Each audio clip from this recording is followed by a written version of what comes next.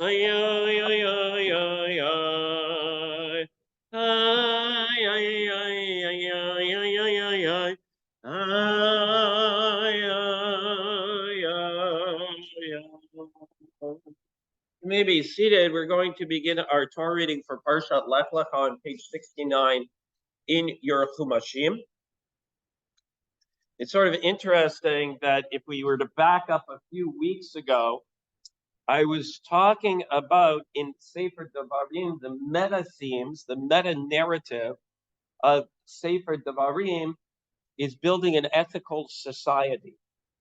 We've now, post-Simchas Torah, gone back to the beginning of the Torah portion, the beginning of our Torah scroll, which is all about the story not of a society, not of a nation, and not of a people, but rather it's the story of a yachid, a single individual.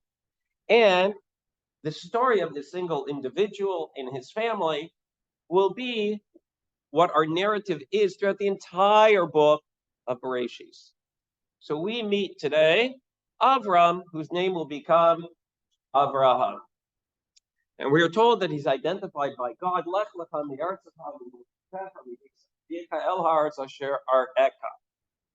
So it's very interesting, of course, the first question that some of the commentators ask, which is, I'm going to share with you a famous midrash that you probably know from Midrash Rabbah, is that we're told that God, Hashem, identifies Avram, but we're not told in the text why that is. The Midrash, however, fills in the space by explaining that his father Terah had a little shop, a pawn shop. And there he would sell various falafels and hummus and camel gear, as well as idols. And we're told that one day Terah, Avram's father, leaves him the key and goes out to lunch himself.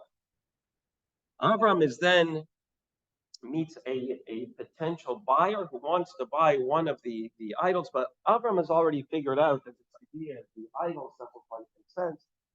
So he smashes all the idols. Are we familiar with this midrash? Many of us, right? He smashes all the idols and then puts a hammer in the hand of the one remaining largest idol. His father Terah comes back to the store and says, "What happened?" And Avram says, "It wasn't me, it was that guy over there." To which Terah says, "Are you kidding me? I just made him yesterday." To which Avram responds, "Uh-huh." And that is, in the Midrashic mind, how Avram comes to find God. I'd like to submit to you, also in the world in which we live, that there are two ideas about Avram in this parsha that may be of note, that are related to the concept of yirah, that we sometimes translate as fear, but more appropriately means awe, standing in awe of something else. So for us to really understand that concept, and we can tap into it slightly during the high holidays, I think. Many of us, they're called the Yamim Noraim, the days of awe. And many of us, when we come to Shul on Rosh Hashanah or Yom Kippur, we do feel like we're standing before the Ribbono Shel Olam. That's a hard sentiment to carry with us each and every day of our lives. But thank God we have Shabbat. We can consider that a little bit.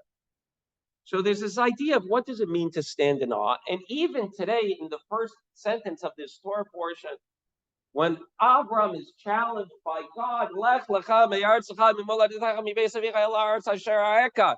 Just go, pick up, leave your home, leave your country, leave your father's home, and go to a great place, and doesn't tell him where he's going. Right?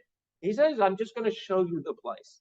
And so what we hear is almost, if you will, a deafening silence. It would be somewhat natural if I said to Reb Shlomo, come on, we're going for lunch. He may say to me, where are we going? Right? It's a natural response. Where are we going? Avram, we don't hear from. So the question is why is there that blank space? So 19th century Musar commentators suggest that this is Avram's moment of yirah, of awesomeness, from the experience of standing in front of the voice of God. The best analogy that I might be able to give to you is the following. I don't know how many of you have ever had the opportunity to visit the Grand Canyon. I see a number of hands are up. Good. I went to that area. It was a number of years ago. We had a wedding in Phoenix or something. I don't remember. It was a former student. I didn't really want to go, but the wife made me schlep. Okay, fine. And then we were only there for a couple of days, and she says to me, "Oh, we're at this part of the country. We should really go to the Grand Canyon." Now, if you know me, you know I don't like to schlep. I slept during the week. I don't want to schlep. I say, "How far is it?" She says, "It's only 4 hours." I'm like, "Great." And I really didn't want to go, but she said to me, "No, you have to go." I said, "Beseder, I'll go." We rent a car, we go. And I remember standing there. And I remember standing there with a sense of year, like just a sense of taking in the awesomeness of what God's creation is. The awesomeness of the Ribono Shel Olam. We only have those, excuse the pun, peak experiences a few times in our lives. Maybe it's when a baby is born. Maybe it's when we encounter one of the wonderful sights in the world, when we're in nature. And maybe, in fact, God speaks to you on occasion. I don't know. But if he is, you're welcome to ascend to the pulpit. But the idea is that this this idea of standing in front of God, knowing who we are and what our opportunities are in the world. And so Avram's silence here, I think, is really an expression of him understanding who he was and where he was standing in the universe, and understanding monotheism and understanding ethical monotheism, the themes of which we'll discuss later.